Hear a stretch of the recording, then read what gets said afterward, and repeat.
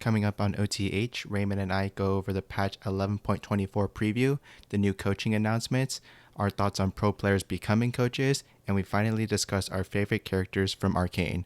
We hope you enjoyed this episode of On the Hunt.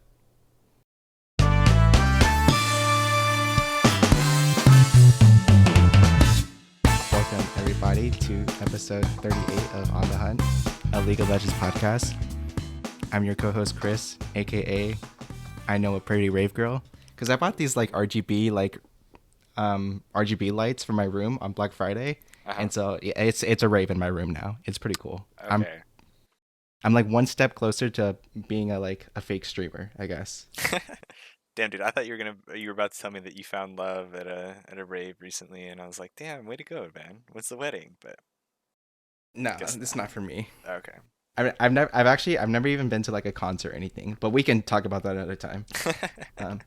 And joining me on this episode today is our other co-host Raymond. What's going on, man?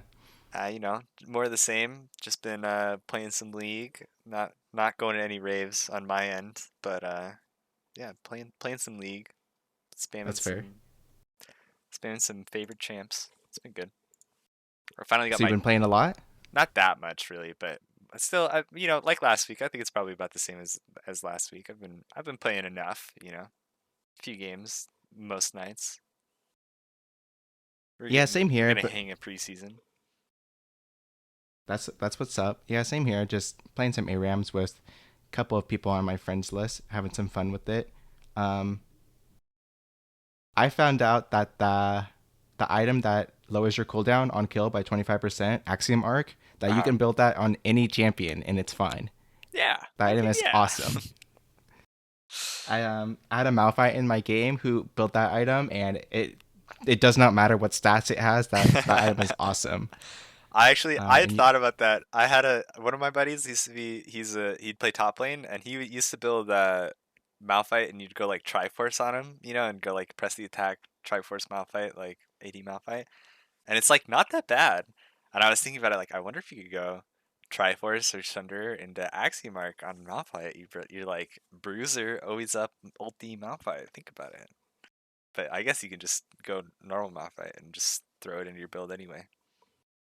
yeah, I mean it's second item. It's not first. Well, I guess if you want to try it first, just try it out, have some fun. It's preseason. Who cares? Dude, I played an ARAM, I think, where I got Misfortune and went that item. Holy shit.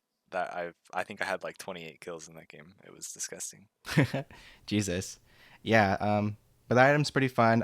How else has your preseason been going? I also played a game of Fizz where against a Victor mid, and he built the new crown item that gives you the buffer shield. Hmm. That's like Malzahar passive. I already forgot what it's called, but I think it's like Queen Crown something. of the Shattered Queen. There you go. I'll just believe you, but I'm not gonna double check that. And Didn't make it it's up. pretty annoying where like, I felt once he built that item, I couldn't immediately all in him. It's not too bad, but I'm for on his end. I imagine he must have felt a lot safer, Yeah. um, from just like being hit by shark and then all in and no counterplay afterwards. Yeah. Um, so I imagine he must have felt a lot more safer because I felt like I couldn't all in him without doing a tiny little trade first and then hoping I don't get poked to oblivion afterwards or something like that. Or doing like some Um, cheeky little like proto belt, poke it off, and then go. Yeah, and then I realized. Oh yeah, that's a good point. And then I also realized that that item gives a ton of AP at like level 18, where I think at max level it gives you like 110 AP, which is like, and Like death with the cap gives you passive on, 100 right? Yeah. with the passive on, yeah, Yeah. and death cap gives you 120. So this item gives a lot of Yeah. AP at max level, I suppose. Obviously, death cap has the passive, so it's even more with death cap, but it pairs well with death cap just because you get a ton of AP off of it. That's how my preseason's been going. I don't really have any more opinions on like the Hex Tech Dragon or anything like that. I haven't even noticed the Hex Gates if I've had them in my games. Um, but the Chemtech one is, I've been seeing some people complaining about it on Reddit, and it's fair. It's pretty good for the winning team, I would say. Yeah, I think I agree. It's one of those like I think it's just like so obvious how you can't play against it kind of, like I think when you play against the other souls where it's like you're playing against Infernal Soul or Mountain Drake or stuff like, and you feel like, yeah, it's hard. Like, oh, they do extra damage. Oh, I have to break through a shield this time, but it still feels like pretty simple to do. But then when you are against the Chemtech Soul and it's like, man, okay, like these guys are ahead. Obviously they have Soul, but then I just have to kill them and then kill them again or time out the thing, and it totally just changes how team fights go and everything. Like I can see how it's like fucking annoying. Yeah, I could see that as well. Um, well, speaking of preseason, we've been in this holiday lull for a bit, and I'm sure that after the next patch, we'll be in another holiday season where we're just stuck on one patch for like a month. Um, but Riot Flocks on Twitter came out with a patch preview for 11.24, where they revealed some details about what they're going to be working on for the next patch. And so I wanted to go through that with you. Starting with champion buffs, they're going to bring some buffs to Ivern, Samira, and Caitlyn. Do you like any of these so far? Yeah, I mean, I think this Ivern one is like a pretty big deal. I don't know. All three of these are kind of nice, but the Ivern one, it seems like the most like it's a big impact. They're changing Krugs to actually give him like the gold and EXP that you would expect. Um, I think that they nerfed it a while ago. I forget what the reasoning like when it happened versus like now why they're bringing it back necessarily, but like when they first nerfed it, um, it was just due to the jungle changes kind of inherently where they made Krugs spawn all the mini Krugs and everything, and a lot of the gold and XP was loaded into the mini spawned ones. And since Ivern can only really kill the big Krug and the one medium Krug next to him, you miss out on like a majority of the XP from the camp. And so now they're giving him way more gold and way more XP, just from tapping the camp and killing it, which is nice, I think. And then yeah, other than that, the Caitlyn one, they're giving back some auto attack like resets, which probably just feels good for Caitlyn players. And the Samira one, they're taking away her R mana cost at all ranks, which I don't know. I don't think that's like super like gonna game change anything, but it's nice. For sure. Agree with you on all those points there. I would actually think the Samira change might matter a bit at level 6, but maybe it doesn't. I guess you usually don't get more than one ulti off in a fight, even though the cooldown is pretty short. Yeah, probably not. If like I guess there's definitely some cases where it will matter. Like 100 mana is a lot, and you have to use enough abilities on that champ just most of the time that you might actually be at risk of like not having mana to cast a second one most of the time if you have the chance. But I don't know how often that like really happens. Nobody plays Samira anyway. That champ kind of sucks. Boo. For champion nerfs, it's just Camille. They're making some adjustments to her E cooldown and NW. Um, and nothing really special here. For buffs across the board, they're doing buffs to Archangel Staff, um, the Chemtep Dragon buff for the damage amplification, the Hextech Dragon buff, as well as for Conqueror. Any of these changes impress you? I think there's the Archangel's one is kind of a standout. I think it's like 400 gold less on the combine cost. Like that's a big Yeah, chunk out of it. Like I think I was seeing some people today. There was some Twitter discourse about like it being kind of a bait item. Like I don't know, just the haste isn't that impactful or what. I haven't played too much with Archangel Staff to say for sure, but I can see that. But I wouldn't have expected it to be like this much less. Like I feel like that's a big deal. yeah. 400 gold is a lot. So being able to go that second item, that should be a good spike of like 1 or even 2 minutes sooner than it usually comes out. I'm not sure. I'm not sure how good Archangels has been ever since they made that change to it not being an active, but I think it's okay. Yeah, I think it feels like this brings it a lot more in line with like how Manamune was. Like I don't know, early like last season, Archangels felt like it's kind of the only way that you could get a shit ton of AP on mages. Like you would go, your mythic into Archangels into Death Cap, and like that's the true pure damage build that you could do, right?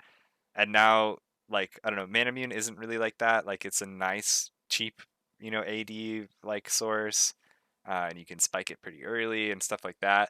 And that feels like what Archangels does now. It's like you don't get a shit ton of AP, but you get ability haste, you get the regen on it. It's a cheap price point, and like you can like it should feel good for champs that like can make it work with the overall like less AP kind of stats. Like you like the health, you like the haste. You're just kind of trying to scrap or throw spells or whatever it is. So I like that it's a little more consistent. For sure. Anything else on any of these buffs around here? Not really. The Drake buffs are like kind of whatever, and then the Conquer buff I think is interesting enough, but I don't know if that. I think that's just to probably make it more appealing in light of like Lethal Tempo taking over a lot of like Bruiser champs keystone spot. Yeah, and we'll get down to that a little down below. So for some nerfs, they got a bunch of them here. A nerf to Predator for the move speed and the ramp up time. A nerf to the Chemtech Dragon Soul for the damage reduction and bleed out time. A nerf and some nerfs to items as well. The Crown of the Shrouded Queen, Cosmic Drive, Even Shroud, Frostfire Gauntlet, and Axiom Arc. Do any of these stand out to you? I think these are all probably the pain points that a lot of people have experienced in preseason so far. I think it's like just hitting like you could go on Twitter and see whatever people are complaining about an item like or a dragon or whatever here like it's gotten nerfed, which I think is good.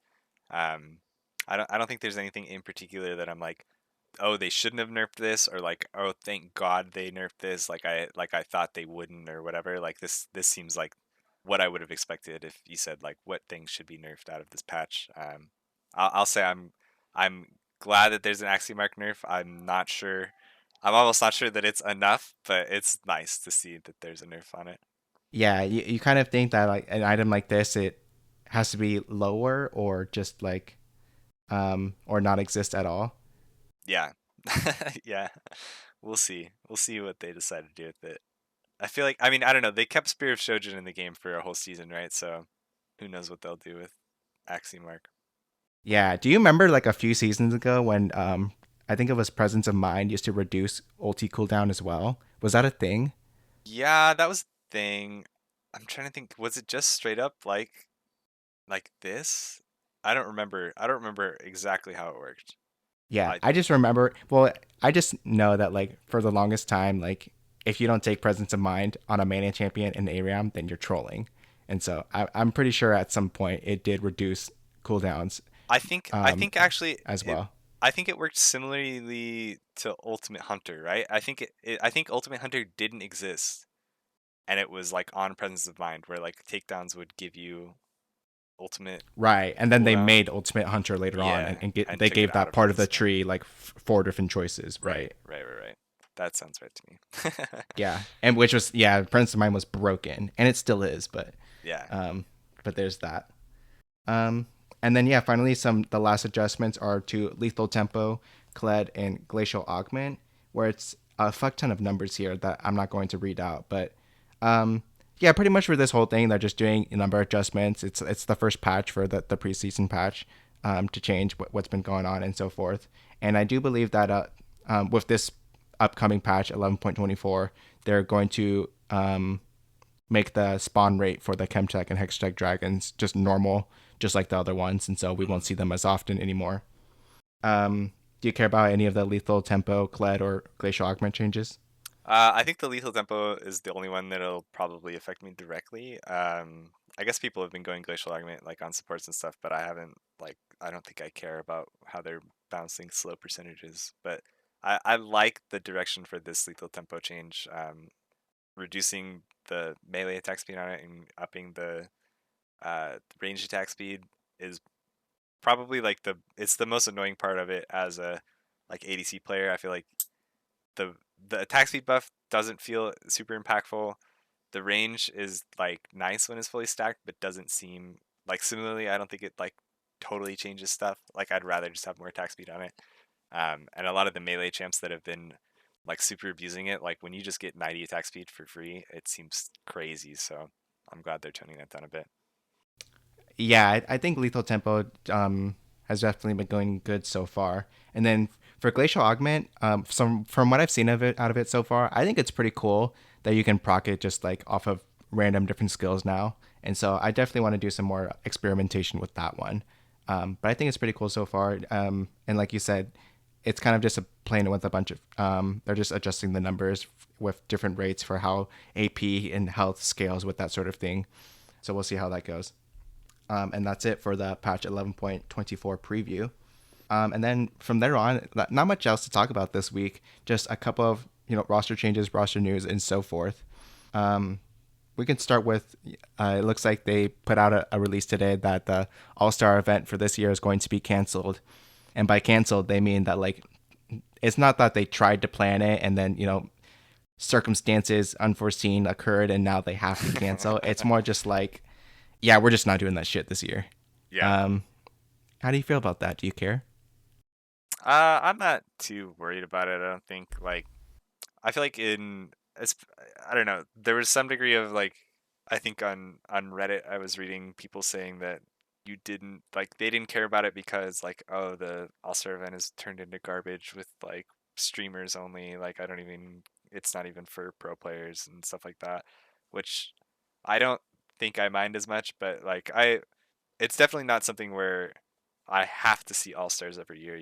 Like I live to see if Double of defends his 1v1 tournament title or something like that. Like that doesn't matter to me. So it kind of sucks that they don't get to do it, but I feel like for a lot of players, you're probably fine with not having to do another like week long like travel event in the middle of the off season when you would otherwise be getting to boot camp or prep or whatever. And obviously it's COVID making things hard, so like I get it. Yeah, dude, I kind of feel the same way. I don't really care about the All Star event. If we're being honest, I would rather just watch Core JJ in houses or something.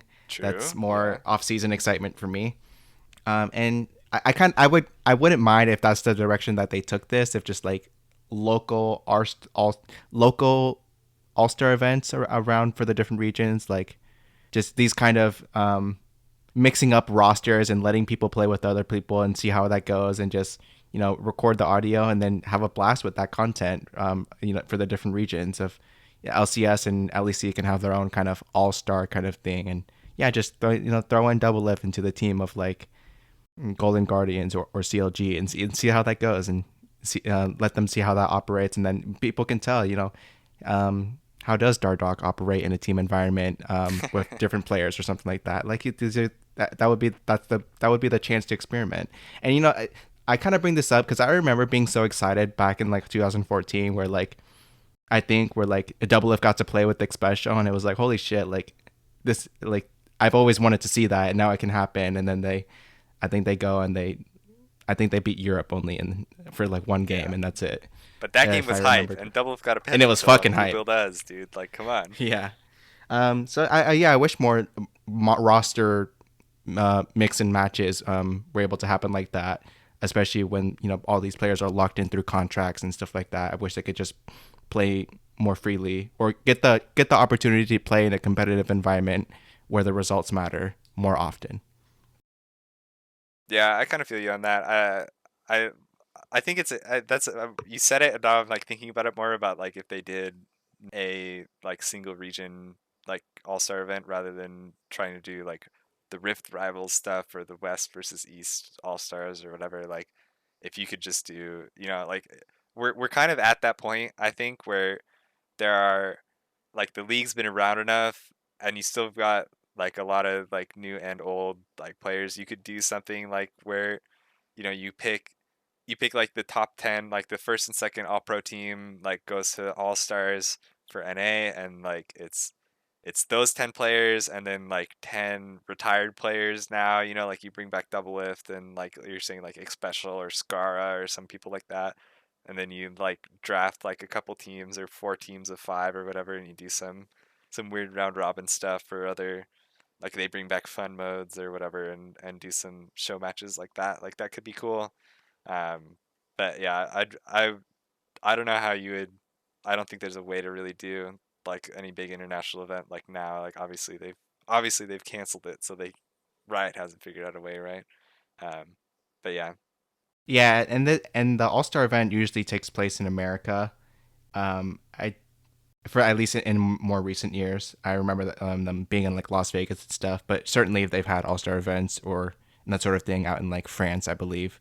I think it was Barcelona was like the banger year. Oh, true. Yeah. So yeah, it's mostly just like, about getting people into one place, both players and personality streamers and whatnot. And yeah, I'm guess they're glad they don't have to deal with that this time around, and I'm fine with that. Not that they have to do something, and you know what? It's just one more month, and then we'll have lock-in tournament, and then we're back to the doing the league season again, and so True. it's not so bad. It feels like, and Speaking I'm of sure we'll have. Oh, oh, go go ahead. ahead.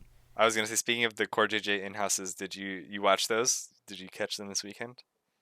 I didn't watch a lot of them. I think I watched the first one on either Friday or Saturday, Yeah. um, with Blabbers, Crabbers, and on still Friday, and then I watched one game of that, and then Saturday I think I tuned in to the last game of Core JJ versus Double Lift, Yeah. and then I didn't watch any of the Sunday games. But what about you? Were you able to catch any of the in houses? Yeah, I think I was watching Friday's games with the Speaker and Tacticals team from Tacticals' point of view for most of it, and then I was busy most of the rest of the time. I mean, it was a tough time, right? It's like 5 o'clock for those games. I was eating dinner and doing other stuff, so Yeah, wasn't able to catch all of them. But I thought it was pretty fun. It was definitely cool to watch some of the, like the new rosters play. I wanted to watch more of Sunday's game when they brought in when Vulcan subbed in to Blabber's team, and it was like Danny Vulcan and they had one other player that was like the top laner for EG or something, right? And I was like, damn, they've got the whole of EG on a team basically, And I was like, I'm down to watch that, but I didn't get the time, didn't find the time. yeah. Actually, one thing I was surprised to find out was that Whippo was playing because I didn't know or think that he would be in NA right now. I would think he would be in EU, and then we'll find out he has some visa issues come, January 10th or something like that. Right. So I'm surprised that they've already got him over here in the States and have him locked down, and I'm glad to hear that as well. Yeah, I think he must have been in probably for like a couple weeks to do like sign his contract and do media stuff, and then probably he's gonna go back home for the holidays or whatever, and then they'll still have to figure out visa stuff, or maybe he'll do a Korean boot camp, and that's what they'll Yeah, go or from maybe here. that's the thing is that he can be here now, but then Right, like visa issues or work visa, however that goes, I'm not too sure. That will have to be figured out later. right, Um, but for now, he can just visit. That might be the thing. So hopefully, well, yeah. In the end, hopefully, come lock in or even the start of spring split, he can be here on time and have adequate practice time, and the whole team can have adequate practice time. And I, same thing of plans with Han Sama. I hope they all get here in time. yeah, And their European mid laner as well. true. So that's it with the All Star event. With some roster news, Sven Skaren tweeted out last week that he doesn't have a team, and then today Jizuki tweeted out that it doesn't look like he'll be playing for spring split of uh, 2022, and so they'll just be grinding it out in Korea until the more opportunities arise, probably for them to play in the summer split. What do you think about that stuff? Yeah, it's disappointing. I don't know, like I don't know any way else to say it. Like Jizuke was a top three mid last split. EG was on a run for like one of the best teams in the league, and he was playing really well individually. I think it's weird to not see him on a team now. Just like it just doesn't make sense. And I think same with Svenskeren. I don't know that he had quite the same level of dominance, but like similarly, EG was a top team, and like he was splitting time with contracts, but that was later on. So it's not like Svenskeren's washed. It's like he's probably still or definitely still an LCS caliber jungler. So it's weird to see them not there, but I can get like not. I can see it from both sides, like either the player not wanting to play like in academy or on CLG or whatever, and then at the same time like teams like CLG rebuilding like not wanting to spend the money on like more star players like that, which is tough, but it at the same time it makes sense. But I don't know, it's disappointing to see players that good not get to play. Yeah, Furthering I, my case for the LCS expansion. That's all I'm saying. Just dropping hints. yeah. The thing is, I think there is room for there's enough good players throughout the academy and also just not signed to a team. It's just but at the same time there seems to not be enough money to go around for everybody. Yeah. Um, and I don't know if that's because some people are hogging all of the money, or if the teams are just broke.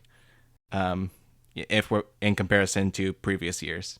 Uh, So I don't know how this problem could be solved with some of these players, some of these well-known players don't have a team, or some people from the past, like somehow Ole and Biofrost can find a team, but Svenskeren, Jensen cannot. So I don't know what's going on there, but I hope that they do find a place sometime next year, and make a run for Worlds again. The next roster move news that we have is Cloud9 officially releasing some of their coaches this last week and this week, and I think today they announced the departure of Westrice and Rainover, and as well as and Mithy this week. So it looks like they're doing a pretty big haul of their coaching staff. Although most notably, I believe they still have like the Vagar guy and Max Waldo. To my understanding, so. But a lot of their higher level coaching staff, they're letting go of them. Yeah, I think this is like more and more pointing to C9LS. I don't know. Like it's crazy almost to see like this much of coaching turnover from C9. I feel like Mithy, I'm not as surprised. Like he was only there last year, right? And it was kind of an up and down year, and they're clearly changing things up. So unless he was the one making all those calls, it didn't seem like that from the way C9 portrayed things. And obviously, like they've let him go. So like I can see not wanting to be like on the same team. Like it's not the same team that you joined into. And then like also Perks and Sven off the team, right? Essentially, so definitely not the same team you joined into. So I can see that one being where like expected. But seeing like Rainover and Westrice go, like Westrice having been an academy mainstay for them for like the last 4 years, like really just sounds like they've got a new head coach coming in that wants just to do stuff their way, right? Like so it'll be interesting to see if they actually if it is them landing TS or C9LS, like that's the plan, or if it's someone else that's making those decisions. Yeah, I would say as far as the LS thing goes, and from listening to a couple of other podcasts like Thor and stuff as well, it would be weird if for Cloud9 to fully recruit LS, because that would include him having to leave both T1 and Korea, and presumably relocate, because the USA to Korea time zone is it's just too much of a difference, and and just and I've said this before. I think just knowing publicly about LS's kind of a situation is that he kind of overworks himself. Doesn't seem to get a lot of sleep. Seems to have many health issues that land him in the hospital a lot. So I just don't know how that would work out with the American healthcare system. If Cloud9 would pick up those bills for him, presumably that's something they would negotiate, and then also just and then him having to deal with the NA shitters, I suppose. And so, I think it would be cool, and it does look like the pieces are fitting with, they have all of his prodigies and disciples on Cloud9, and it does look like Cloud9 is making the shift to, Fudge, Max Waldo, and Vagar V3, all being in the same team, and presumably staying so far so good. And so I think it would be cool if Cloud9 would be able to bring on LS as a like third party strategic advisor kind of thing, like a member of the board or something like that, but doesn't officially work in Cloud9, something like that. And there that way there's no expectancy for Cloud or for LS to ever be like present in real time for scrims, and then they could for example, like the coaching staff of Cloud9 could just take some notes and then report it to LS like once a week, and then okay, these are the things you can improve on, and then LS can still go and co-stream in their games and not feel guilty about it and not feel so deeply involved. But then he can like get paid to give advice and that sort of thing on an exclusive basis. And so that's something that I would like to see. And I think would be really cool if LS could pull that off. I don't yet, and again, I don't know if there's some sort of exclusivity clause as part of his T1 contract, or if he would have to leave T1 to do that sort of thing. And then Yeah, I mean that seems like for sure like that. But yeah, I don't know. The way I would think, I would worry less about the like extracurricular stuff. I wouldn't want to speculate like very much on any of that, but um, I can I know that LS like has publicly said a lot about like he's in esports and like the streaming stuff that he does a lot for the money, like that's, he's doing it and works a lot to set himself up to like be set for life kind of thing. Like this isn't a forever kind of thing. Um, but I imagine, the C9 that just paid a fuck ton of money for perks last season, right? And now has since sold perks. Uh, I imagine they have some money and could make a somewhat competitive offer for a head coach like LS if that's what he would demand is just like a money kind of situation. The relocating is obviously an issue, right? And having to leave a team and like there's stuff around it, but like I remember when he was like a year or two ago when Max Waldo was like talking with him and streaming with him and like saying like he didn't want to coach unless he had like full kind of control over a situation, Yeah. um and then he went to C9 anyway, right? Like as like even before I think he had probably the full control over the roster and the decisions and all that. So it looks more and more like they've set up C9 now to be like the ideal LS like setup. Like you have a full team of people who are ready to buy into like his philosophy. You've got a solid academy team now. Like they've signed Malice to their academy team, like stuff like that, where you're like it's a legit like 10-man operation of like players that are ready to buy into that, and like you would have control over like the practice setups and all that kind of stuff. Like it seems more and more like this is just like legit what Ellis would want to do. But again, like it's hard to speculate into the guy. Like I I don't know him personally. I don't know what he wants to do, but it sounds like it. Yeah, yeah, I would love to see it. And then I am actually kind of interested to see what's going to happen with Rainover and West Rice. Yeah, it turns out West Rice was been the coach for their academy team for 4 years now, and so I think it'd be cool if he would get a head coaching gig for one of the other LCS teams. But we'll see where he ends up going. Same thing for Rainover as well. From the Cloud9 media that I have seen, I think it was him who proposed the change from head coach to assistant coach last year and Mhm. to swap for Mithy. I think it was Rainover himself who proposed that idea. And so I don't know what his next move is going to be, um, whether or not he stays in NA and whether or not he goes for another coaching position. Um, that remains to be seen. Just go with Mithy to 100 Thieves, dude.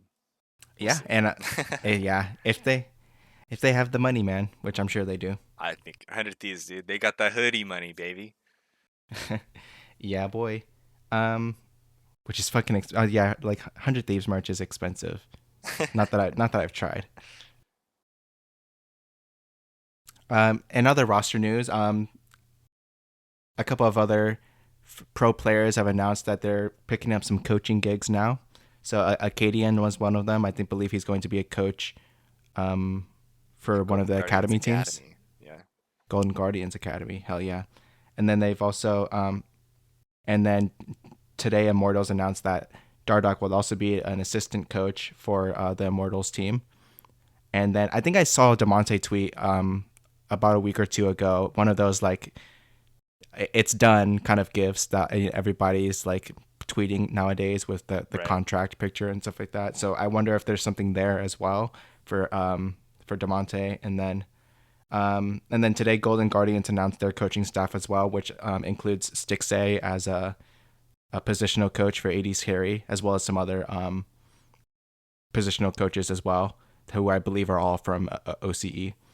But what do you think about all of these players moving from, playing on LCS or Academy and then moving into coaching roles, which seems like, the next step in probably every pro player's move. Um, and apparently, if Cloud9 can have 10 people on their coaching staff, then every team can just have infinite people. And then, yeah, it's just like the next phase of like every pro player's probably career.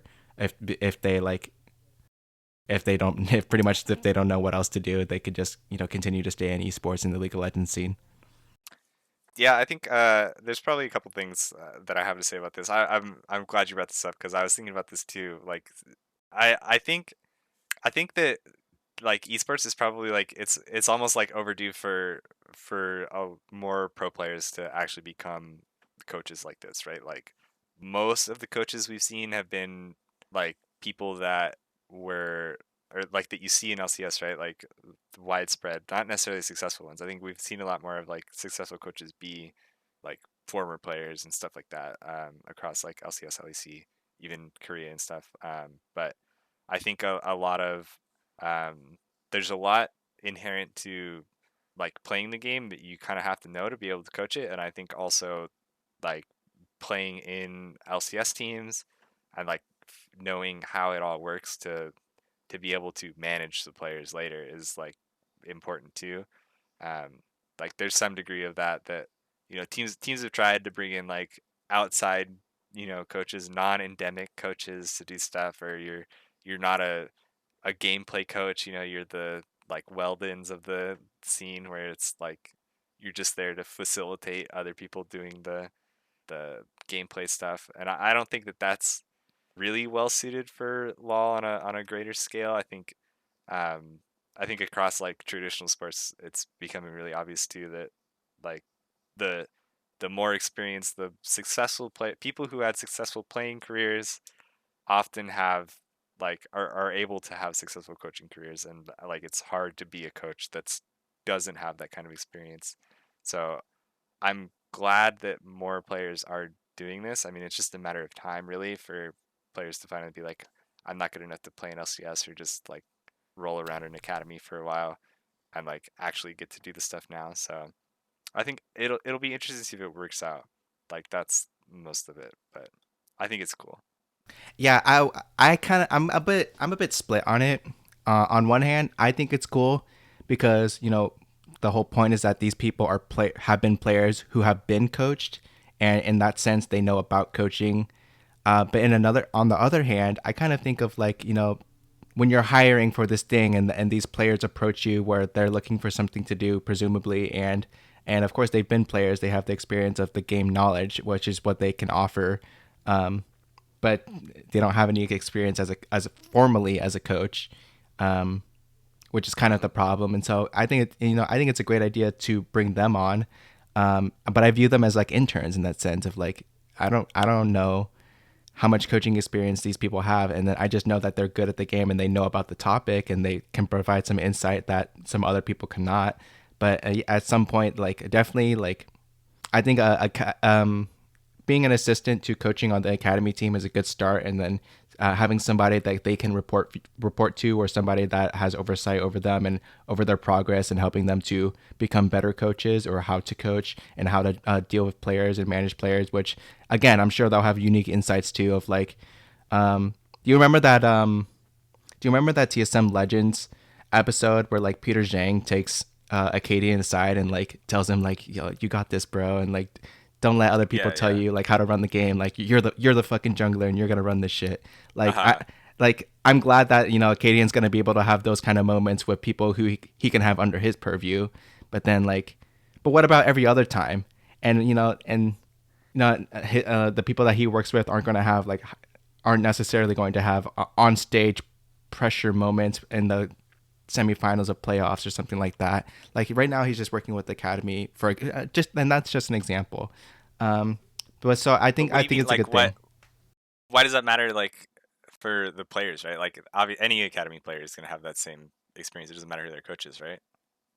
Or you're saying like Acadian doesn't have the same coaching opportunities to like prove his stuff. What I'm trying to say is, I think it's good that the teams are giving former players to the opportunity to transition from playing to coaching. Hmm. I just don't think that like it's a given that it's going to go great, or that that's an automatic thing that you can that is guaranteed that once you're done with playing you can start coaching, Sure. because I definitely think that you've got to show something that you have at least a knack for it. And then also I want to go back to I think a point that you were saying that like it's kind of a shame that some people are not coaches. Like for example, like it would just be so crazy if Double Lift could stick around and coach tactical, or even coach Danny as a Yeah, positional coach, because like those kind of those long time experienced players can just be more tighter about like like um like hey Danny, you're hot that's shit and all, but like but for example, you can't make this mistake because Uzi and Ming will shit on you if they ever catch you doing that. So don't like this is Sure. something you need to fix up or something like that. And and so I would like for the like I think it's good for the ecosystem if more players become coaches, especially long tenured ones who have had a lot of international experience. Um, and so that all that part I'm very proud about and glad to see that more players are positioning or transitioning from playing to coaching and being able to bring that experience of over many LCS splits. This is what I learned. This is what I can teach you. This is how you deal with stage nerves. This is how you assess different situations under pressure. This is how you communicate to your teammates in and outside of the game, and that sort of thing. Um, Yeah. so I'm glad to see Okay, that. okay. Let me say, I will say, I don't agree with you that Double should be a coach. That's a player, like that's an Okay, example. That's yeah, a bad yeah, yeah. example of a player who should, right? Like, uh, not not every player is able to coach, and that's something that's similarly hard for esports pros, I think, to under like you don't have any reference, right? Like a big problem I think with how coaching and teams and pro teams work in esports, like 6 years ago, coaches didn't fucking exist, right? Like you weren't allowed to have a coach on stage, right? Like Lemon Nation had a fucking book, and that was C9's coach, right? Like none of these guys that play now that are superstars now have any idea how to be coached, like even like that's something that still has to be learned by most players. Like Doublelift doesn't know what it's like to have a real coach, right? Every team that he played on, 100% it was player run, right? Like they had Parth on TSM, and Parth probably just said, "You guys do whatever the fuck you want, right? I'm here to solve disputes. Like you do whatever the fuck you want." Like that's something that you kind of have to have shown to you. And esports in general is not a very coachable thing, right? Like you play, or it hasn't been set up that way. You play stuff like you play online solo queue. It's not team based. Like you learn totally different skill sets. You don't learn to work with people. Like the players that you play with in one game, you're never gonna see again. You can flame the shit out of them and just say that it was their fault and move on, right? Like it's such a different environment. But I think having like I'll say the um people you're saying joining Golden Guardians, right? The way that Golden Guardians has set up their coaching stuff so far this year for LCS is they have the one head coach Nero who's been coaching them for a while, has like proven success as a head coach, right? And then all the other people they have listed as assistants are all like individual positional coaches, which I think is probably a really good setup to have, and a really good setup to have like former players just jump into, right? Like a positional coach is basically like an expert in the role, right? And you don't have to be the best in the role to be an expert in the role and be able to point things out to other people, because it's so hard to have like complete overlap of knowledge between any given two players. So Stixay coaching whatever ADCs he has under him surely has things that he can teach them. And like those are positions where you can go into it as a former pro, and then you kind of figure out, like you see what the head coach does from behind the scenes and your other coaches do. And then after like a year or so of that, like that's how you figure out like, oh yeah, I might want to be a coach, or I might want to just retire, or like, any other that other stuff. So like it's it's a weird it's a weird environment overall, like to just become a coach as an esports pro especially. But like I think that's like it's cool to see like some of these coaches that are like positional coaches and like academy coaches, where it's easier to feel your way into it rather than like being Bjergsen maybe, who is became the head coach of a high profile LCS team kind of thing. Yeah, I definitely like the way that Golden Guardians is approaching it for the next year, and I do like it that all of the LCS teams seem to be investing more into having expanded sizes in their coaching staff as well over the past year, and so I think it's all going in a good direction, and it is a good way for players to transition into something new for the next step in their with their working career, and they can still stay in the league ecosystem. Um, Instead of having to go elsewhere. Like I think because I feel like people who end up going to like coach collegiate or something like that, I consider them out of the system by then. Like we'll never see X Special again, for example. He's off so coaching some college and like that's it. Um, Sure. Yeah, I mean probably, right? But like that's like kind of a different thing, and I think that's partially just because the like collegiate system isn't like well evolved yet, right? Like there's still so much to be figured out on that end, like on a pipeline kind of level. Yeah, true. Like if there was if Maryville like continues to like I like see what Niles you and mean now. Iconic, Like like if that's yeah, a real place that people go like as like a top college, and yeah, there because they are want to be coached by the guy who works at Maryville. I see what you mean. sure, yeah, like then eventually if that's legit like how X Special gets on the map and like and he produces multiple LCS talents, an LCS team like would look at him and say like this is a like this guy's a real coach, and like if we want to hire rookies or whatever, like or he could take his two seniors from Maryville and turn Niles and Iconic into like a real LCS team again. But like Uh-huh. that's a hypothetical, but that's college isn't on that same level, right? Like I think that's part of the problem with that. But I wouldn't be so quick to throw them out of the realm. I don't Yeah, know if I mean, college will ever be on that level. Like I don't think the uh-huh. college scene that we played in was like on that level, but who knows? Yeah, I mean that would be crazy if it became some sort of pipeline. Yeah, and then there would just be like schools that were famous for their league team or something like that. And we know that UC Irvine tries really hard to have like their esports arena and stuff like that too. Um, so it would be cool if there were like places where like high schoolers can look up to of like, oh, I want to be a league pro, and then this is how you play in like your high school leagues, and then you go to collegiate, and then you go to academy, and then LCS. Like it'd be cool if it worked that way, or Yeah, and then amateur somewhere in between there. Um, I all think in all, did you listen to Hotline League this week at all? I mean, it was I like literally just yesterday, so I don't know if you would have had the time, but I listened to it I did earlier today. actually listen to a bit of it. They had one conversation where Kelsey Moser brought it up, and like she does collegiate and like pipeline kind of stuff at like development stuff at EG, right?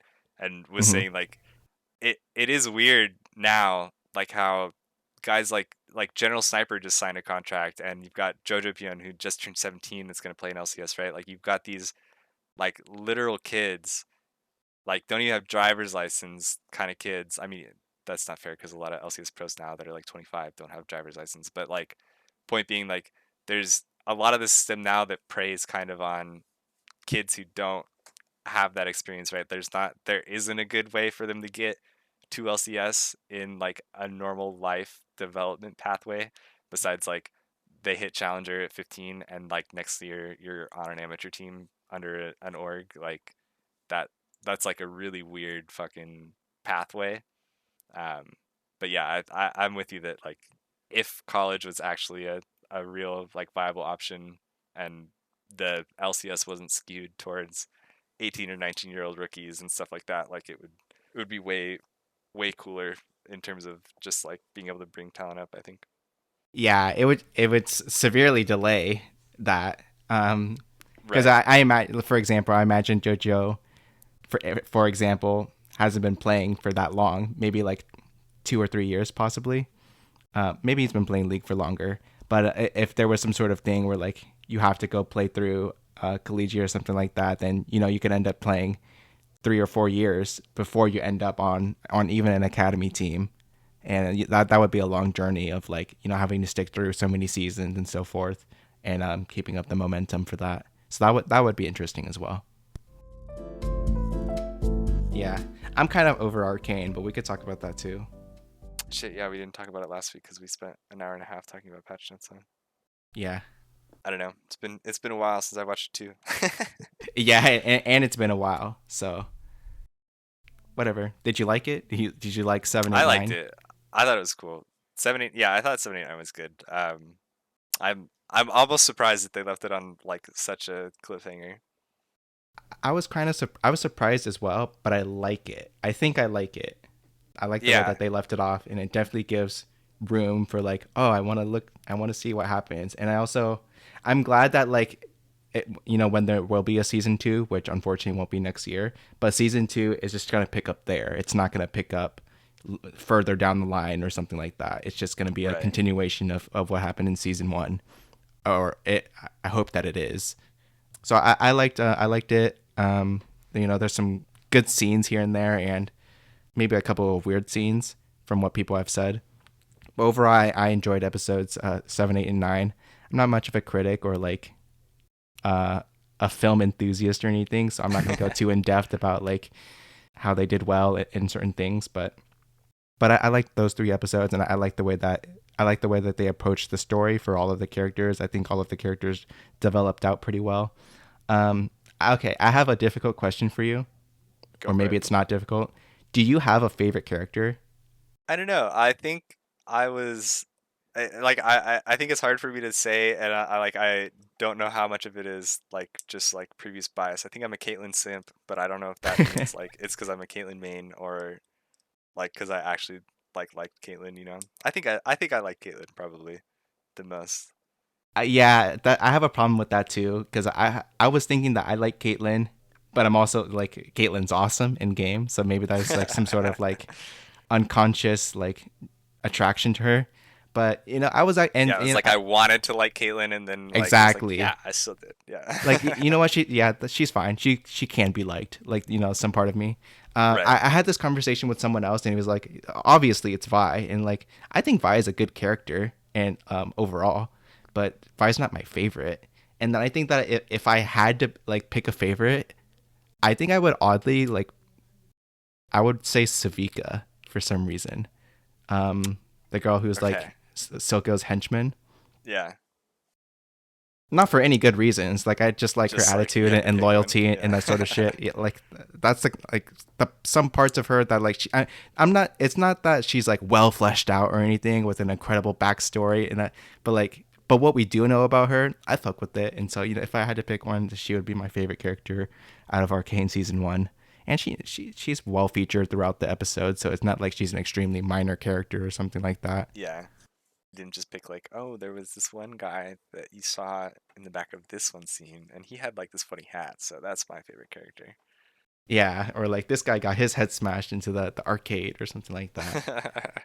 Or Yeah, oh, I'll give yeah, you that. or I'm not gonna pick like the random guy on the council who like looks like Victor, and then or the the one who has like the weird clockwork neck thing where like we don't even know anything about them. They're just like members of the Piltover Council for some reason.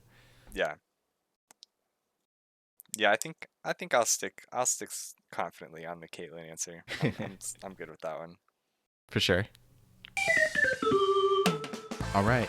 And that's going to be it for episode 38 of On the Hunt, a League of Legends podcast. I hope you all enjoyed it. And if you did, be sure to subscribe to our podcast on the service that you're listening to us on if you haven't already. We'd appreciate it if you also give us a rating or hit the like button to show us some support. You can find us on YouTube as well as your podcast player of choice, from Apple Podcasts to Spotify and so forth. We'll see you all next week for another episode of On the Hunt. See you later, guys.